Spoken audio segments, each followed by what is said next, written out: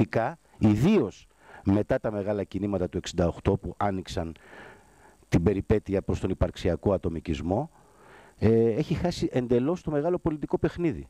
Και είναι μια ουρά. Τι έχει πει η αριστερά τα τελευταία 30-40 χρόνια για τους Ευρωπαίους? Πού τους έχει περασπιστεί ουσιαστικά? Τα πρώτα κινήματα που άρθρωσαν κάτι, σαν ψέλισμα, είναι στην Ισπανία και την Ελλάδα σε καθεστώς κοινωνικής καταστροφής. Ας δούμε λοιπόν να δούμε ποιος είναι συντηρητικός και ποιος είναι αριστερός. Εγώ δέχομαι ότι είμαι συντηρητικός. Πείτε μου τον αριστερό απέναντί μου. Εντάξει. Έχουμε πολύ χρόνο. Κυρία Ιορδανίδου, να έχουμε την κυρία Ιορδανίδου και μία ακόμη ερώτηση. Εγώ θέλω να κάνω ένα μικρό σχόλιο και μία ερώτηση και προς τους δύο, και προς τον κύριο Τσαουσάκη και τον κύριο Ξιδάκη. Το σχόλιο μου είναι μάλλον φιλοσοφικό και αφορά το μέλλον των παιδιών.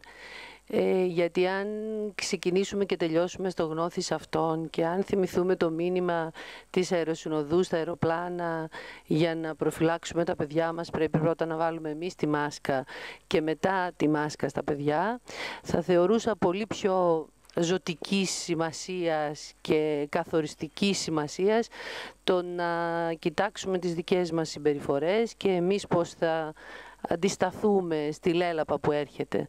Οπότε αυτό και εμένα με ξένησε στην αρχή και το σχολίασα λίγο, αλλά περίμενα να το πούμε μετά στη συνέχεια. Το ερώτημα τώρα που θέλω να θέσω, γνωρίζοντας τον Νίκο Ξιδάκη και την ακεραιότητα του λόγου του, αλλά και το ήθος που έχει επιδείξει τόσα χρόνια, αναρωτιέται κανείς, μα γιατί ο Ξιδάκης με τα κόμματα?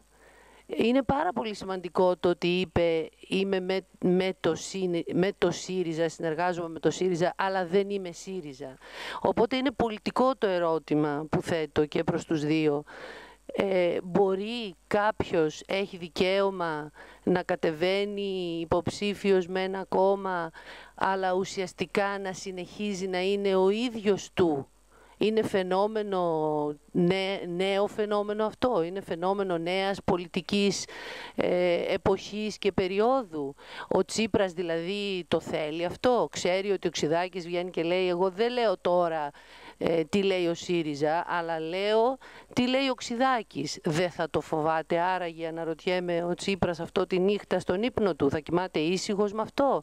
Ή μήπως μας λέτε κάτι καινούριο που θέλουμε τόσο πάρα πολύ να ακούσουμε με αυτή τη θέση? Είναι δηλαδή συνειδητοποιημένοι, σχεδιασμένοι, πάμε για κάτι καινούριο που όλοι λαχταράμε να ακούσουμε αργά ή γρήγορα? Ευχαριστώ.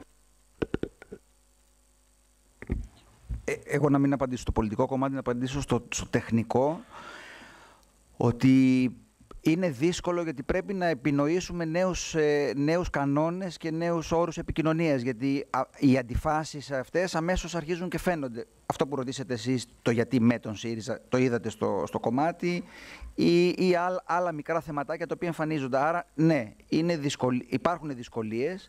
Και αυτές πρέπει να βρούμε τους καινούριους κανόνες, να αρχίζουμε να επικοινωνούμε αυτού του τύπου της νέας υποψηφιότητας. Εγώ πιστεύω ότι θα ενταθούν στο επόμενο διάστημα. Θα έχουμε δηλαδή πολλές τέτοιες υποψηφιότητες, οι οποίες θα είναι με τον ΣΥΡΙΖΑ ή με τον Χ ή με τον Ψ. Λοιπόν, εγώ δεν έχω γραφτεί ποτέ σε κόμμα και ίσως να μην γραφτώ ποτέ. Δεν αποκλείω, μπορεί να γραφτώ του χρόνου ή σε 5 χρόνια. Ωστόσο, στην παρούσα φάση υπερασπίζομαι την ύπαρξη των κομμάτων, γιατί στην αντιπροσωπευτική κοινοβουλευτική δημοκρατία είναι ένας θεσμός δημοκρατικής λειτουργίας. Αυτός είναι. Μπορεί να μην είναι ο καλύτερος, αλλά χωρίς κόμματα, χωρίς συνδικάτα, χωρίς συνεταιρισμούς δεν υπάρχει δημοκρατία. Υπάρχει η τυραννία του ισχυρού και του πλούσιου. Ένα αυτό. Μπορεί τα κόμματα να μην λειτουργούν καλά, να έχουν μέτριους ανθρώπους, να λειτουργεί και εκεί η αναξιοκρατία. Αλλά το θέμα είναι να τα φτιάξουμε, όχι να τα καταργήσουμε. Δηλαδή, όταν το κράτος δεν λειτουργεί καλά, δεν το καταργείς. Αυτό υποστηρίζει ο νεολιμπεραλισμός. Να εξαφανίσουμε το κράτος, να μην είναι ούτε καν τη ρύθμιση, να μην έχει την εξουσία να ρυθμίζει. Ένα είναι αυτό. Το άλλο είναι ότι, επειδή εγώ είμαι αριστερός, στην αριστερά είναι πολύ πλούσια η παράδοση ανένταχτων ανθρώπων, ανένταχτων προσωπικότητων και στην ελληνική αριστερά. Ο Λαμπράκης ήταν ανένταχτος στην ΕΔΑ. δεν ήταν μέλος του ΚΚΕ. Ο Πέτρουλας, που έγινε σύμβολο μάρτυρας, είχε φύγει από τους Λαμπράκηδες και ήταν σε μια μικρή τροτσκιστική οργάνωση όταν δολοφονήθηκε. Η ελληνική αριστερά είναι γεμάτη από αυτή την παράδοση και είναι και στη μεταπολίτευση. Το μεγαλύτερο μέρος των ψηφοφόρων του συνασπισμού του ενιαίου ή και του ΚΚΕ εσωτερικού πριν ήταν ανένταχτοι αριστεροί. Το ανένταχτος αριστερός στη μεταπολίτευση μετά το 1974 είναι πολιτική κατηγορία. Ορίζει ανθρώπους, ένα ρεύμα σκέψης, τα πάντα. Ο ΣΥΡΙΖΑ ήρθε και αξιοποίησε και εκμεταλλεύθηκε και δυνάμωσε πάνω σε αυτή την παράδοση. Από εκεί άντλησε και στελέχη και μυαλά και συμπάθειες. Εγώ δεν κάνω κάτι πολύ πρωτότυπο, συνεχίζω μια παράδοση των ανένταχτων ανθρώπων της αριστεράς. Και στο ΕΑΜ υπήρχαν ανένταχτες προσωπικότητες. Όποτε έγινε δηλαδή μια εθνικής ιστορικής κλίμακας προσπάθεια και ήταν μέσα η αριστερά, δεν ήταν μόνη της, δεν είναι μόνο η Κεντρική Επιτροπή του Κομμουνιστικού Κόμματος, δεν θα μπορούσε να κάνει τίποτα. Και ο ΣΥΡΙΖΑ, με τις δυνάμεις που έχει, τις πνευματικές και πολιτικές, απέναντι σε αυτό την τεράστια ιστορική πρόκληση, δεν μπορούσε να τα βγάλει πέρα. Χρειάζεται να προσελκύσει και να εμπνεύσει και να εμπνευστεί από ποικίλες κοινωνικές και πνευματικές δυνάμεις. Αυτό είναι το πράγμα. Αν θέλει να είναι στο 3% θα μείνει με αυτός που είναι. Αν θέλει, όχι αν θέλει, επειδή του έτυχε η ιστορία, το σιδερένιο χέρι της ιστορίας, τον πέταξε στο προσκήνιο της ιστορίας. Στο προσκήνιο. Και τον ψηφίζουν 1,5 εκατομμύριο άνθρωποι αυτή τη στιγμή. Μεθαύριο να τον ψηφίσουν 2 εκατομμύρια. Τι θα κάνει? Θα διαφυλάξει μια ιδεολογική αγνότητα? Δεν νομίζω. Νομίζω ότι η πρόκληση ιστορική είναι να διασωθούν οι υλικές συνθήκες, η αξιοπρέπεια και μια χαραμάδα προς το μέλλον για όσο το δυνατόν περισσότερους Έλληνες, πολίτες. Αυτό είναι. Άρα δεν υπάρχει νομίζω κανένα contradiction μεταξύ του ανένταχτου, εφόσον είσαι μέσα στο ρεύμα ενός απελευθερωτικού οράματος και μιας δημοκρατικής δυνατότητας, μιας δημοκρατικής πρακτικής εδώ και τώρα. Αυτό είναι το μήνυμα της δημοκρατίας. Δεν είναι ούτε του ΚΚΕ που υπόσχεται ένα παράδεισο μετά θάνατον, είναι το εδώ και τώρα. Και αυτό είναι το μήνυμα του Σενζίστ, του Μάη του 1968, είναι το πιο βαθύ απελευθερωτικό μήνυμα που υπάρχει από τους αναρχικούς της Ισπανίας μέχρι τον Καστοριάδη και μέχρι αυτούς που συζητάμε τώρα. Τέτοιες φωνές έχουν ακουστεί στη Βραζιλία, στην Αργεντινή τα τελευταία 10 χρόνια και ακούγονται στην Ισπανία τώρα με μεγάλη απήχηση και πρέπει να ακουστούν και στην Ελλάδα. Στο ότι εδώ και τώρα είναι η δημοκρατία. Ούτε υπόσχεση, ούτε άλλη τέτοια διαμεσολάβηση. 2 τελευταίες ερωτήσεις από φοιτητές μας πια και να συντομεύουμε για να κλείσουμε εδώ. Λοιπόν, στο αργό αυτό σημείο πια, ωραία η συζήτηση, αν και νομίζω ότι περίμενα κάτι διαφορετικό είναι η αλήθεια. Ξεκίνησε να φαίνεται διαφορετικό, εξελίχθηκε πιο πολιτικό. Νιώθω ότι ακούω λίγο προεκλογικό λόγο τώρα τελευταία μισή ώρα. Δεν με ενδιαφέρει τόσο αυτό. Ήθελα περισσότερο να μου πείτε, αφού ζήσατε έναν προεκλογικό αγώνα με ιδιαίτερα χαρακτηριστικά, εάν αυτός ο προεκλογικός αγώνας είχε σκοπό, είχαν γίνει σκέψεις να γίνει ακόμα πιο εναλλακτικός, να μπουν ακόμα περισσότερα στοιχεία από social media μέσα, να μπουν ακόμα περισσότερα στοιχεία πρωτότυπα, γιατί ακόμα και τα στοιχεία που έχετε ανεβάσει στην ιστοσελίδα, από ό,τι βλέπω, αν εξαιρέσουμε τις εικόνες στις οποίες δώσατε έμφαση, το βίντεο ήταν σε πολύ μεγάλο βαθμό το στερεότυπο της τηλεόρασης, το οποίο απλά το παίρνουμε και το ξαναβάζουμε στο διαδίκτυο και από εκεί αναπαράγεται ξανά. Είχαν γίνει σκέψεις λοιπόν για κάτι πιο εναλλακτικό, για κάτι καθαρά διαδικτυακό, για κάτι το οποίο έχει πιο στενή, που γεννιέται από τα social media και όχι που βγαίνει από τα συμβατικά και μεταφέρεται στα social media. Είχαν γίνει σκέψεις, για παράδειγμα, επειδή αυτό το μήνυμα που μου περάσατε είναι ότι κάνατε ένα crash test. Αν έχω λάθος, πείτε μου το. Κάνατε ένα crash test για το πώς θα μπορούσε να εφαρμοστεί μια εναλλακτική καμπάνια σε διάφορες συνθήκες. Γίνανε λοιπόν σκέψεις. Αυτό είναι η ερώτησή μου, γιατί στο Ευρωκοινοβούλιο γίνανε διάφορα βήματα φέτος, πολύ πρωτόλια, αλλά γίνανε προσπάθειες. Οπότε ήθελα να δω αν εσείς είχατε τέτοιο πράγμα στο μυαλό σας. Υπήρχαν σκέψεις, κυρίως για το διαδίκτυο, γιατί αυτό μας απασχόλησε πολύ. Αλλά δεν είχαμε το χρόνο ήταν πάρα πολύ περιορισμένος ο χρόνος, δεν είχαμε το χρόνο να προχωρήσουμε, οπότε αποφασίσαμε λίγο να αναδιπλωθούμε και να μην κάνουμε πολλά περισσότερα πράγματα στο διαδίκτυο. Θέλαμε να κάνουμε κι άλλα. Αυτή είναι η αλήθεια. Όμως δεν προχωρήσαμε γιατί δεν είχαμε το χρόνο της ανάπτυξης. Δηλαδή το να ρίχναμε μικρά πυροτεχνήματα, αποφασίσαμε ότι δεν υπήρχε ο λόγος να το κάνουμε. Αν είχαμε λίγο χρόνο παραπάνω, δηλαδή περίπου 1 μήνα, τόσο χρειαζόμασταν, 1 μήνα παραπάνω, θα είχαμε αναπτύξει μια συγκροτημένη στρατηγική καμπάνια στο διαδίκτυο.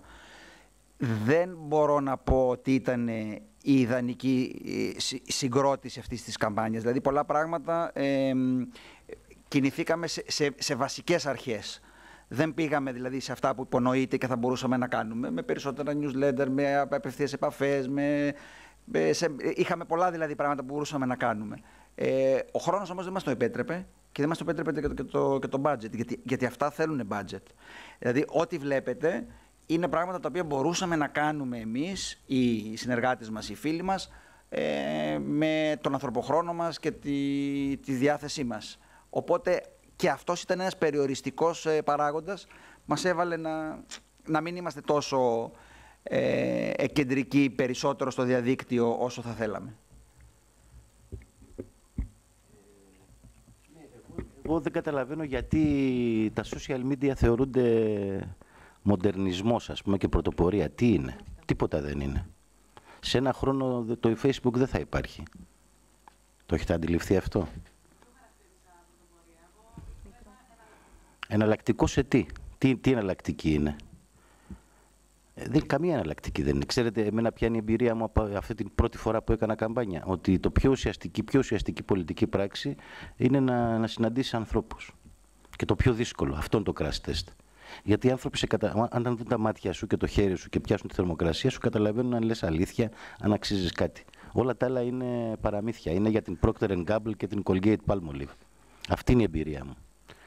Μπορεί να κάνεις πολύ ωραία βίντεο, πολύ ωραίες εικόνες, να στα γράφουν όλα, να στα σκηνοθετούν όλα και εσύ να μην υπάρχεις πουθενά. Όταν θα κατέβεις σε ένα σκληρό καφενείο στην ορεινή Κορινθία και παίζει Real Barcelona και σου πούνε μίλα τώρα για πολιτική, εκεί να σε δω. Αν μπορέσεις να κερδίσεις έστω και 5 ανθρώπους. Όλα τα άλλα αυτά που λέμε εδώ είναι εργαστηρίου. Είναι για τα TEDx να κάνουν ωραίες παρουσιάσεις. Είναι φάλαση και φενάκι. Είναι φενάκι. Είναι η φενάκι μιας μεταδημοκρατίας, όπου δεν υπάρχουν άνθρωποι μέσα. Αυτή είναι η δική μου εμπειρία.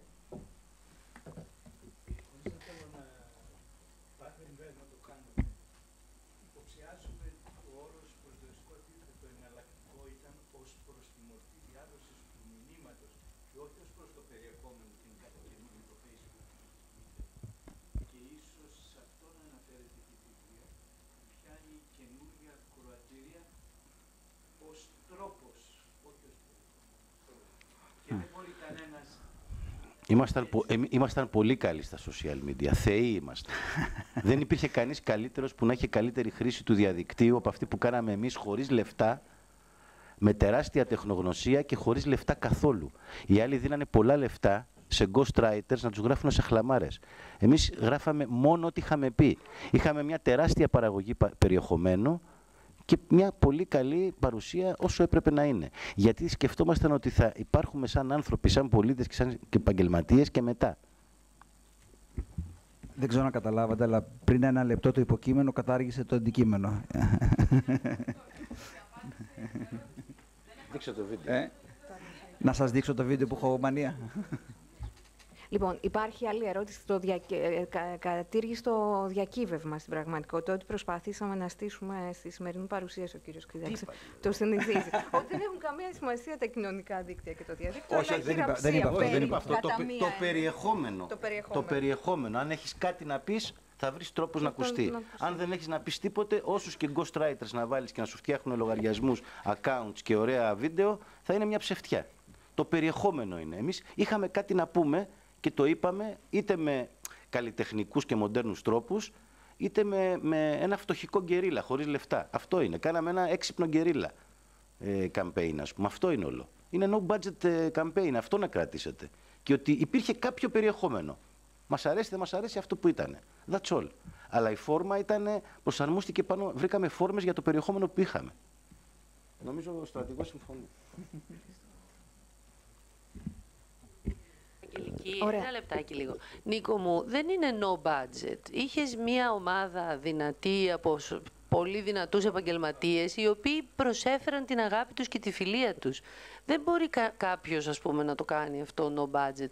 Οποιοςδήποτε, πες εγώ, βγήκα να κάνω τώρα τον πολιτικό, ας πούμε. Πόσους μπορώ να μαζέψω, τόσο καλούς επαγγελματίες με τέτοιο know-how. Είναι η πρίκα σου αυτή. Ούτε και κανείς μπορεί να κατέβει υποψήφιο. No budget, handmade, French made. Έτσι τα λέει είναι. όλα. Μα το είπαμε από την αρχή, αυτό είπαμε. Δηλαδή, αυτό το free δεν είναι free campaign, είναι αγάπης campaign, είναι φίλων campaign, είναι όλο αυτό που κέρδισες όλα αυτά τα χρόνια. Λοιπόν, τα πιο σημαντικά λέμε στην έρευνα, τα λέμε όταν κλείνει το κασετόφωνο και το καταγραφικό και έγινε πάλι το ίδιο εδώ. Τα πιο σημαντικά υπόθηκαν αφού τελειώσαμε την παρουσίαση, όμως πρέπει να κλείσουμε σιγά σιγά, γιατί έχει περάσει η ώρα, έχουμε βγει πολύ εκτός ώρας. Να σας ευχαριστήσω όλους για την παρουσία σας. Να ευχαριστήσω τον κύριο Τσαουσάκη και τον κύριο Ξιδάκη που τόσο παραστατικά σήμερα, και ας μου επιτραπεί ο όρος εναλλακτικά εντός εισαγωγικών, συμμετείχαν, έκαναν την παρουσίαση. Να κλείσουμε με το βίντεο, θα παίξει, να κλείσουμε το βίντεο του κυρίου Ξιδάκη και του κυρίου Κυριάκου Αγγελάκου, του φίλου, μέλος του team, του φίλου σκηνοθέτη και παραγωγού, που έγινε κόστος 500 ευρώ για όλο το post-production. Και η μουσική είναι το Ντρόγκατεκ, ένα πολύ ωραίο συγκρότημα. Που είναι πολύ γνωστή στις αβαντγκάρδες. Για να δούμε αν θα παίξει.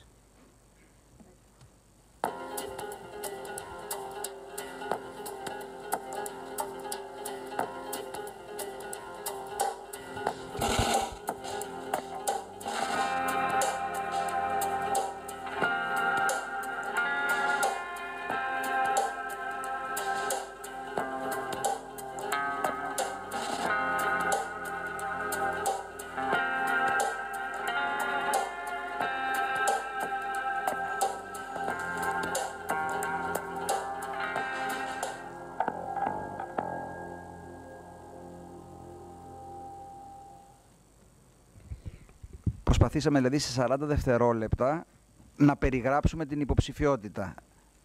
Ξεκινώντας από το τέλος να πούμε ότι είναι δημοσιογράφος, να έχουμε τον υπολογιστή, ο άνθρωπος που γράφει, και να δώσουμε τα μηνύματα από το βλέμμα, από το blog του, με το content το οποίο έχει ήδη γράψει. Αυτό προσπαθήσαμε μέσα σε 39 δευτερόλεπτα. Το βγάλαμε την ημέρα ανακοίνωση της υποψηφιότητας. Με φόβο πολύ τις αντιδράσεις, γιατί κανείς από το ΣΥΡΙΖΑ τελικά δεν έκανε βίντεο, μόνο ο κ. Παπαδημούλης μια εβδομάδα πριν έκανε, οι περισσότεροι δεν κάνανε. Εμείς αυτό στο YouTube το ανεβάσαμε δηλαδή και στο site και το διασπήραμε. Πήγε πολύ καλά δηλαδή στο χώρο των social media. Και κάναμε και ένα δεύτερο την τελευταία εβδομάδα με το cloud, δεν μπορώ να το βρω δυστυχώς, με το cloud, αυτό που σας έδειξα με τα tags από τα κείμενα του Νίκου. Ευχαριστώ πολύ, χάρηκα πάρα πολύ που ήμουν μαζί σας. Η συζήτηση θα συνεχιστεί στη Σικαμινιά, δεν έχουμε budget, αλλά είναι στο ευπρόσδεκτο όποιος θέλει να συμμετάσχει, να μας ακολουθήσει.